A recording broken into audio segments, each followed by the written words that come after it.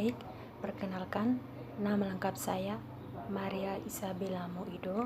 Saya dari kelas B reguler sore, semester 7.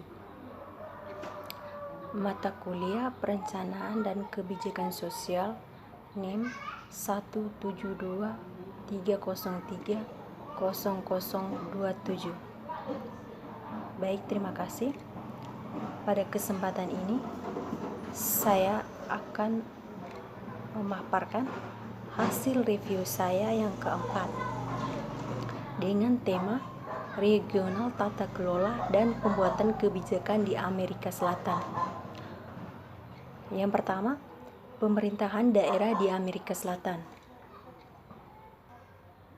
Pada tanggal 23 Mei 2008, presiden dari semua 12 orang Amerika Selatan yang merdeka, negara-negara menandatangani perjanjian konstitutif dari organisasi baru dibuat.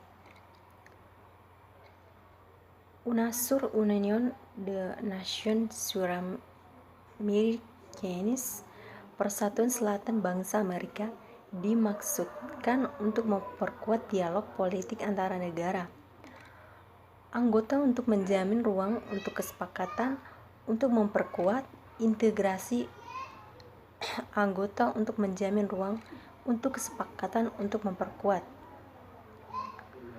Di presiden ketiga ini KTT resmi di ibu kota Brasilia, yang saat itu menjabat sebagai presiden dari negara-negara Amerika Selatan.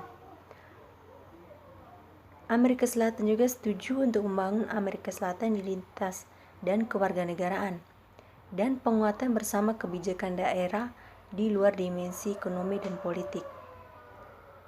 Hanya 10 tahun kemudian, pada 20 April 2018, penerus mereka dikonfrontasi dengan penangguhan keanggotaan 6 negara.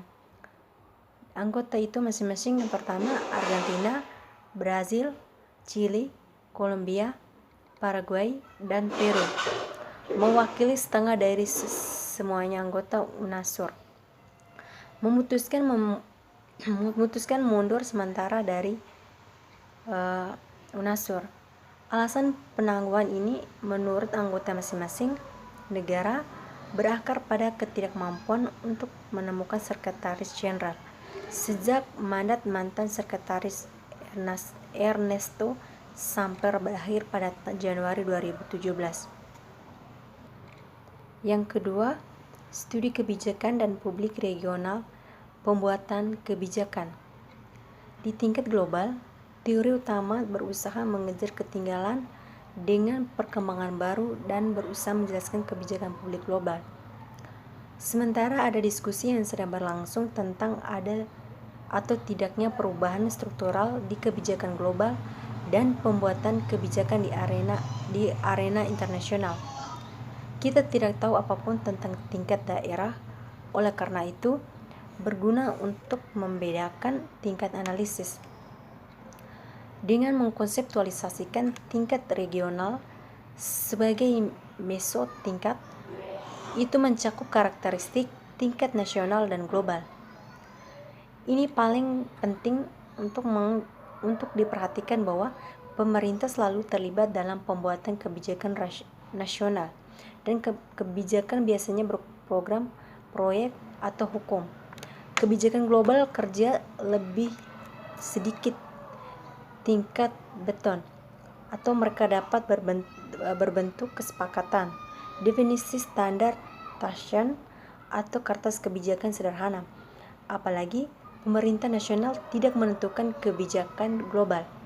Berbagai aktor mungkin adalah penulis kebijakan global, namun pemerintah tetap bersikap kritis terhadap implementasi kebijakan global pada sistem nasional mereka, tidak sama dengan tingkat regional.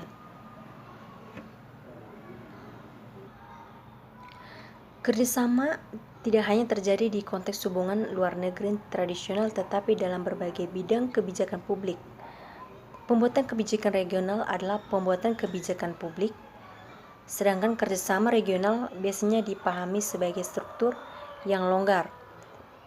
Integrasi regional terhubung ke supranasionalitas, seperti dalam perdebatan antara neofungsionalisme antar pemerintah.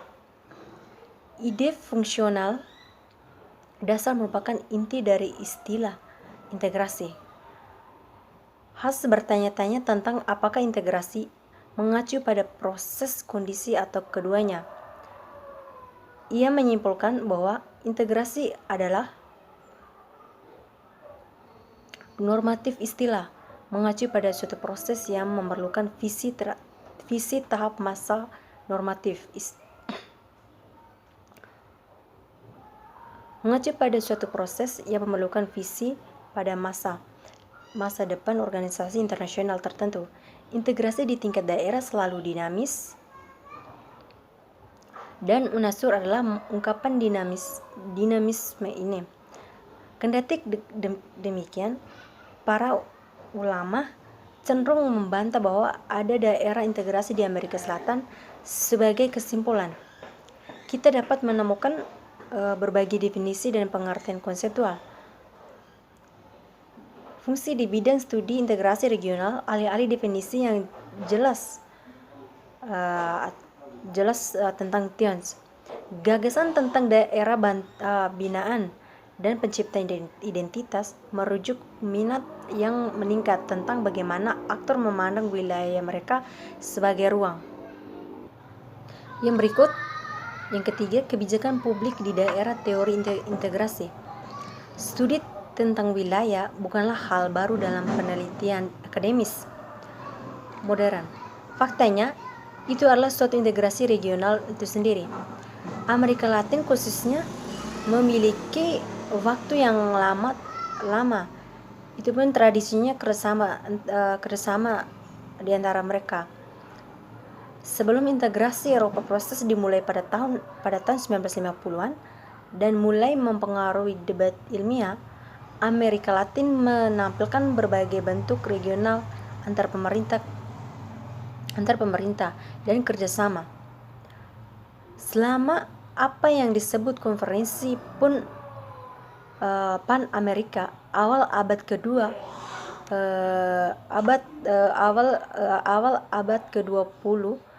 gagasan kerjasama antara negara-negara bangkit dan membangun fondasi untuk sistem antar Amerika tim organisasi dengan negara-negara Amerika. Didirikan pada tahun 1948 dengan penulis KTT Pan Amerika dan kemudian Pan Amerikanian berasal dari tahun 1889.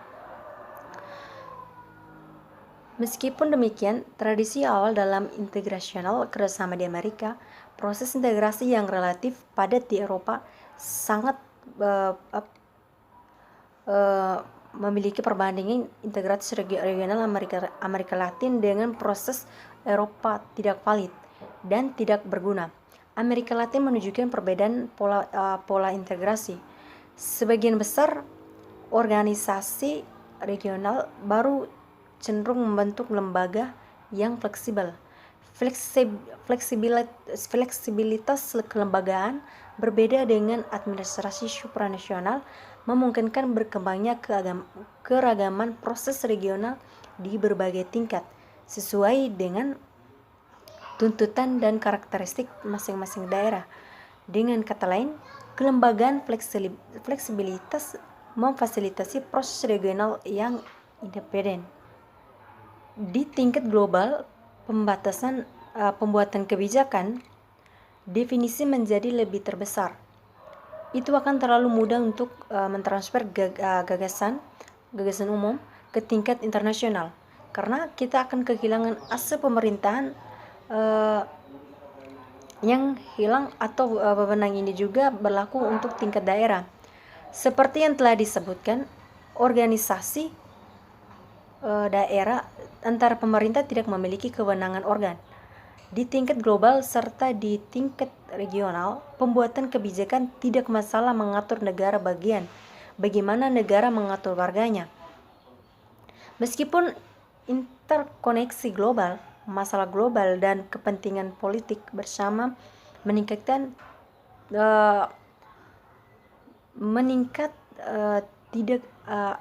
tidak ada kesepakatan dalam studi kebijakan. Komunitas adalah konsep terrealisasi dalam bentuk jaringan seperti komunitas epistemik,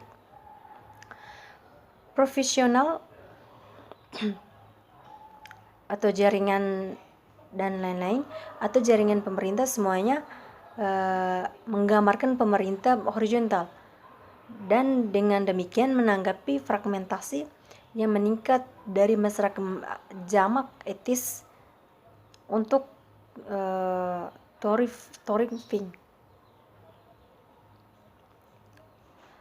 Pengaturan oleh jaringan adalah artikulasi horizontal yang saling bergantung tetapi secara operasional otomatis aktor amois yang berinteraksi melalui negosiasi yang berlangsung dalam kerangka kerja yang relatif terlembaga dan memfasilitasi kebijakan yang diatur sendiri, membuat dalam bayangan hierarki angkatan